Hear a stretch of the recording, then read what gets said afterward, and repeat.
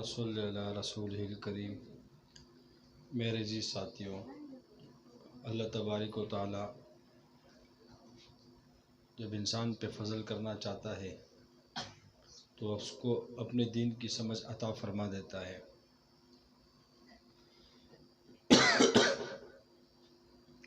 میرے جی ساتھیوں،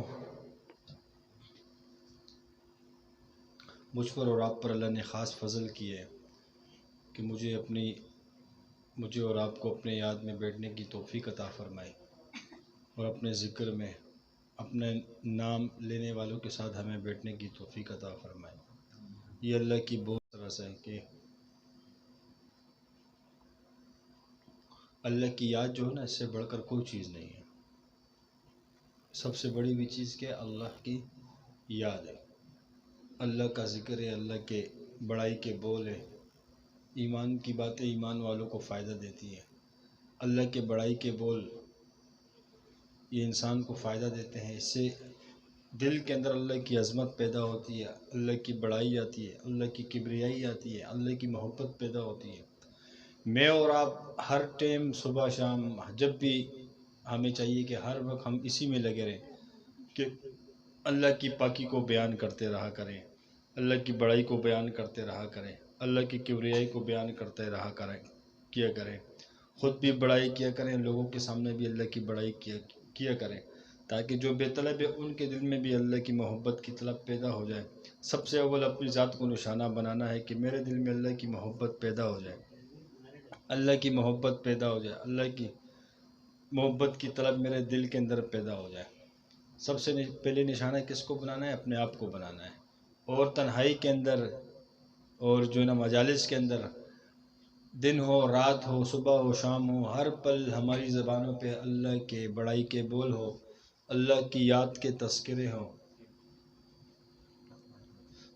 جس سے ہمارے دلوں سے دنیا کی محبت نکل جائے، اللہ کی محبت آ جائے۔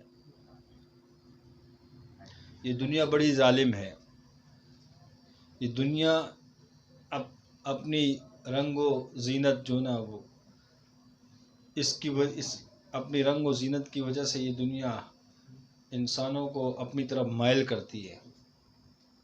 آج ہم نے اپنے رب کو جو نا بھلا دیا ہے، اپنے رب کے ساتھ ہمارا تعلق نہیں ہے۔ میرا اور آپ کا تعلق ہم یہی چاہتے ہیں کہ مال کے ساتھ ہو، مال والوں کے ساتھ ہو۔ میرے عزیز ساتھیوں، مالوں سے کچھ نہیں ہوگا، ایک اللہ کو ہم راضی کر لیں، ایک ہی رب کے ساتھ اپنا تعلق بنا لیں۔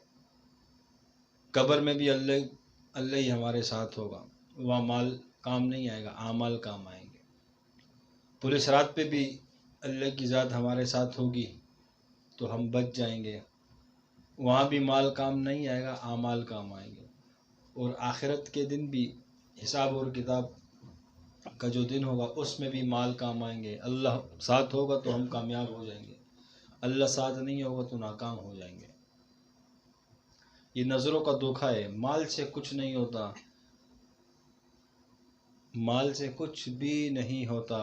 یہ سارے مال والے ملک والے سب ایک ہی کے محتاج ہیں۔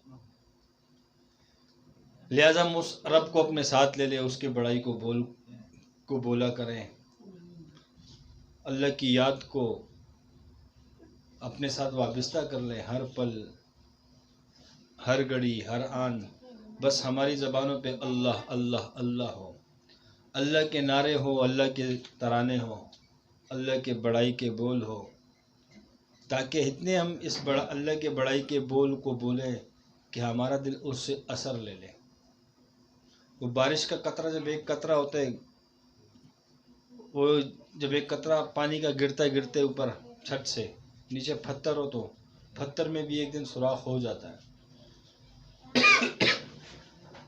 ہم اتنے اللہ کے بڑائی کے بول کو بولے کہ ہمارے دل میں اللہ کے نام کا سوراخ ہو ہی جائے، ہمارے دل میں اللہ کی محبت آ جائے، اللہ ہمارے دلوں میں آ جائے۔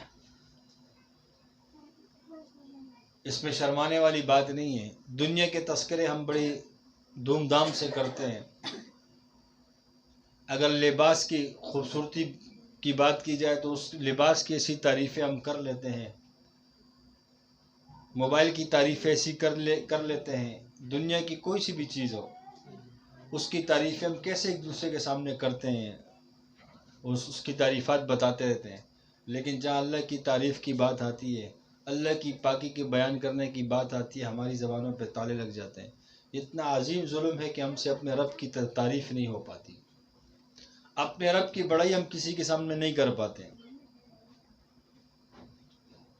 مال کی ہر چیزوں کی بڑائیاں کر لیتے ہیں دنیا کی، لیکن اللہ کی بڑائی ہم کسی کے سامنے کر نہیں سکتے۔ یہ کتنا عظیم ظلم ہے میرے عزیز ساتھیوں۔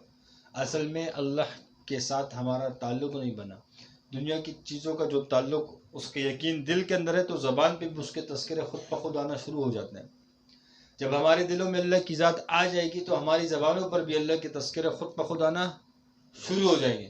ہم جس محفل میں ہوں گے وہاں پہ اللہ کے تذکرے ہوں گے۔ یہ کب ہوگا؟ جب ہمارے دلوں میں اللہ آ جائے گا، جب ہمارے زبانوں پہ تذکرے ہوں گے ہر پل۔ میرے جی ساتھیوں، ہم نے دنیا کے بڑے تذکرے کر لیے، عزیز و اقارب کے بڑے تذکرے کر لیے، دنیا کی چیزوں کے بڑے تذکرے کر لیے۔ اب ہم تمام دنیا کی چیزوں سے روگردانی کر کے اللہ کے تذکروں میں لگ جائیں، اللہ کی یاد میں لگ جائے، دن میں بھی ہو رات میں بھی ہو، صبح بھی ہو شام میں بھی ہو، ہر وقت اللہ کے یاد میں لگ جائے۔ حدیث کا مفہوم حدیث میں آتا ہے کہ ایک انسان رات کو سونے سے پہلے قرآن کریم کی صرف 10 آیات کوئی سے بھی پڑھ کے سو جائے تو اس کا پوری رات اس کو ذکر کرنے میں لکھا جاتا ہے، اس کو غافلین میں نہیں لکھا جاتا، پوری رات اللہ کی یاد کرنے میں لکھا جاتا ہے اس کو۔ میرے جی ساتھیوں، ہم ایسے اپنے آپ کو بنا لیں، بس ہمارا تعلق اللہ کے ساتھ بن جائے، خواہ وہ ذکر کے ذریعے سے ہو، اس کی یاد کے ذریعے سے ہو، اس کے فکر کے ذریعے سے ہو، اس کے بڑائی کے بول کے ذریعے سے ہو، نماز کے ذریعے سے ہو، تلاوت کے ذریعے سے ہو، یا کسی اور نیک صالح اعمال کی صورت میں ہو، بس اس رب کے ساتھ ہمارا تعلق بن جائے، ہم راتوں کو اٹھنے والے بن جائے، اللہ کے سامنے گڑ گڑانے والے بن جائے، اپنے تمام ضروریات کو اللہ کے ساتھ وابستہ کر جائے۔ راتوں کو اٹھے کس سے مانگے؟ اللہ سے مانگے۔ ایک عجیب بات ہے کہ دنیا میں ہم اپنے دوستوں سے، بھائیوں سے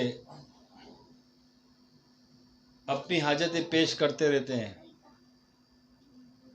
لیکن جب رات کے وقت اللہ خود کہتے ہیں کہ آ گیا ہوں میں، ہے کوئی مجھ سے مانگنے والا، ہم اس رب کے سامنے اپنی حاجت پیش نہیں کرتے۔